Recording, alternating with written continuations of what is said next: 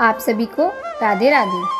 कार्तिक मास के शुक्ल पक्ष की एकादशी को देवउठनी एकादशी और हरिप्रबोधनी एकादशी के नाम से जाना जाता है। जब धर्मराज युधिष्ठिर जी ने भगवान श्री कृष्ण जी से कार्तिक मास के शुक्ल पक्ष की एकादशी के महत्व के बारे में पूछा तो भगवान श्री कृष्ण जी बोले, हे युधिष्ठिर, कार्तिक मास के शुक्ल पक्ष की एकादशी का नाम देवउठनी और हरिप्रबोधनी एकादशी है।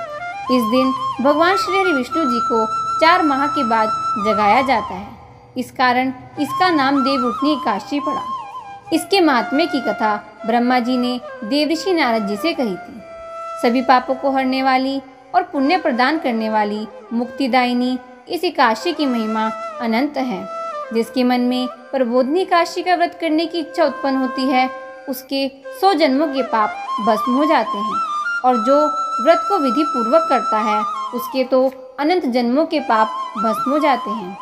भगवान श्री हरि विष्णु जी को प्रसन्न करने का मुख्य साधन एकादशी व्रत ही तो है।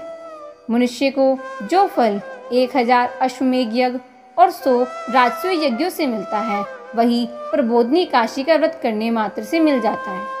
कार्तिक मास में जो कोई भी भगवान श्री हरि विष्णु जी का पूजन तुलसी द्वारा करता है, उसके 10,000 जन्मों के पाप नष्ट हो जाते हैं। और कार्तिक के महीने में जो तुलसी की जड़ में जल चढ़ाते हैं, उनका वंश सदैव फूलता और फलता रहता है। जो इस महीने में तुलसी रोपण करते हैं, उनको करोड़ों पुण्य की प्राप्ति होती है। कार्तिक के महीने में दीपदान का महत्व सबसे अधिक होता है।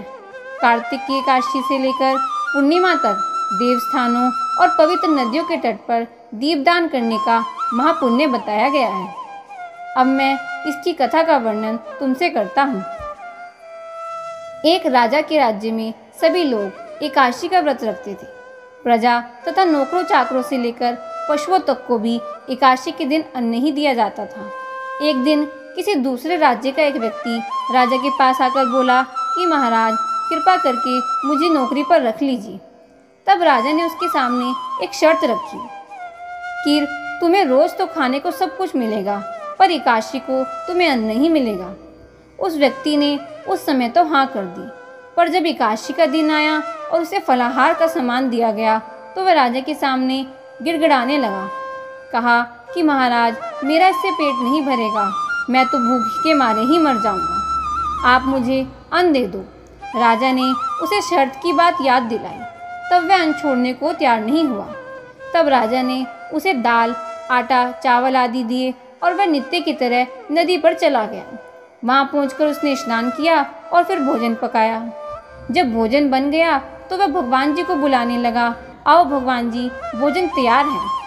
उसके बुलाने पर पीताम्बर धारण किए हुए भगवान चतुर्भुज रूप में आकर पहुंचे और प्रेम के साथ उसके साथ बैठकर भोजन करने लगे। भोजन आदि करके भगवान अंतर्ध्यान हो गए और वह अपने काम पर चला गया। 15 दिन बाद फिर से अगली एकादशी आई और वह राजा से कहने लगा कि महाराज, मुझे दुगना सामान दीजिए, उस दिन तो मैं भूखा ही रह गया था। राजा ने जब इसका कारण पूछा तो उसने बताया कि हमारे साथ भगवान भी भोजन करते हैं, इसलिए हम दोनों के लिए सामान पूरा नहीं होता। यह सुनकर राजा को बड़ा आश्चर्य हुआ। वह बोला कि मैं इस बात पर विश्वास नहीं करता कि भगवान तुम्हारे साथ भोजन करते हैं। मैं इतने व्रत रखता हूँ, पूजा करता हूँ, पर कभी भगवान ने मुझे दर्शन नहीं दिए। राजा की बात सुनकर वह बोला कि यदि आपको विश्वास न हो तो साथ चलकर देख लीजिए।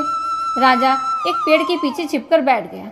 उस व्यक्ति ने भोजन बनाया, भगवान जी को शाम तक पुकारता रहा, तो भगवान न आए। अंत में उसने कहा, हे भगवान, यदि आप नहीं आए तो मैं नदी में कूदकर प्राण त्याग दूंगा। लेकिन भगवान फिर भी नहीं आए। तब वह प्राण त्यागने के उद्देश्य से नदी की तरफ बढ़ा और उसके प्राण त्यागने की दृढ़ निश्चय को देखकर भगवान शीघ्र ही प्रकट हो गए और उसे रोक लिया, और भगवान ने साथ बैठकर उसके साथ भोजन किया। खा पीकर वे उसे अपने विमान में बिठाकर अपने धाम को ले गए। यह देखकर राजा ने सोचा कि वह व्रत उपवास से तब तक कोई फायदा नहीं होता जब तक शुद्ध मन से ना किया जाए। इससे राजा को ज्ञान मिला कि वह भी मन से व्रत उपवास करने लगा और अंत में स्वर्ग को प्राप्त हुआ। बोली वृंदावन बिहारी लाल की जय।